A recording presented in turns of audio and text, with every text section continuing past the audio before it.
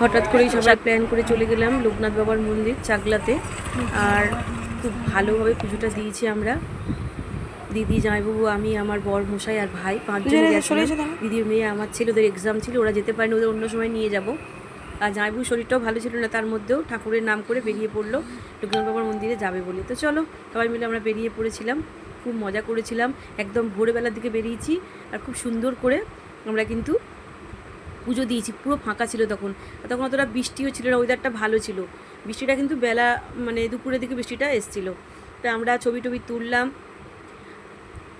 ফুল টুল নিয়ে ভালো ঠাকুর। জয় বাবা লোকনাথ মহাযোগী লোকনাথ, লহ ভক্তের প্রণাম। বাবুলে দুঃখ কেন নিজে ঠাকুর বাজে, শব্দ নেই তার স্তব্ধ বলে রাতের এত শোভাজে। বাবুলে দুঃখ কেন নিজে ঠাকুর বাজে।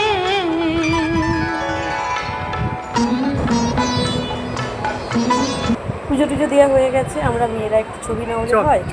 দিদি আমি একটু ভিডিও করলাম, একটু ছবি তুললাম। আর ছেলেগুলো তো বিরক্তই হচ্ছিল আমাদের এইসব ঢং টং দেখে।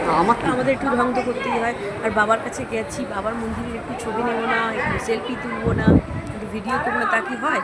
সবাইয়ের কাছে তো ভিডিওটা একটু ছাড়তে হবে যে আমরা গেছি। বাবার মন্দিরে পুজো দেওয়া হয়ে গেছে। একটু আমরা কুকুন কেটে, যেহেতু আমাদের এখন খাবার ডেটটায় দেবে, তা চলে এলাম চন্দ্রকেতু গড়। এখানে ভাই নিয়ে চলে এলো, আমাদের জায়গাটা খুব সুন্দর, একটু ঘুরতে চলে এসেছি আমরা সবাই মিলে। এই দিদি, আমরা একটু ঘুরতে চলে এসেছি। খুব সুন্দর জায়গাটা, এখানে পিকনিক স্পটের জন্য খুব ভালো। বাবা, গাছের ডাল ভাঙছে, চারিদিকটা সবুজে সবুজ, কি সুন্দর যে লাগছিল। মানে শীতকালে এখানে বেড়াতে যাওয়ার উপযুক্ত, এখানে পিকনিক করতে গেলে দারুণ লাগবে। ঐতিহাসিক একটা পুরনো জায়গা, কিন্তু খুব সুন্দর।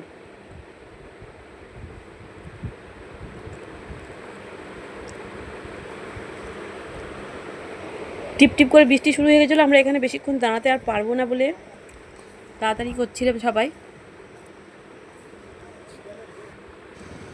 অপূর্ব লাগছে, অপূর্ব লাগছে।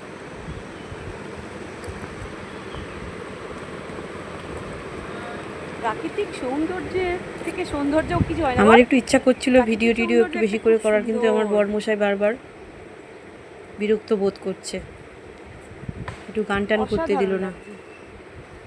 এখানে আবার গোমাতা তার বাচ্চাকে দুধ খাওয়াচ্ছে, কি সুন্দর দৃশ্য।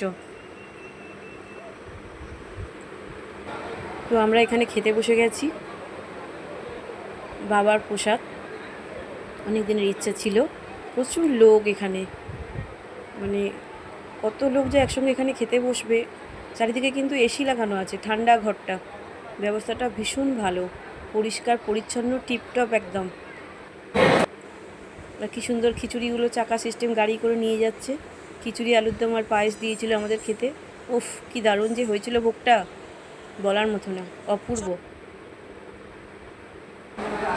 তো একটু কেনাকাটা করলাম, মন্দিরের সামনেই দোকান ছিল, বৃষ্টি পড়ছিল বাইরে।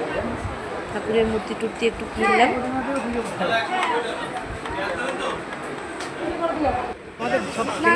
চারিদিকটা একটু ভিডিও টিডিও করলাম, ঘুরলাম। বেশ সুন্দর জায়গাটা, পরিবেশটা অসাধারণ।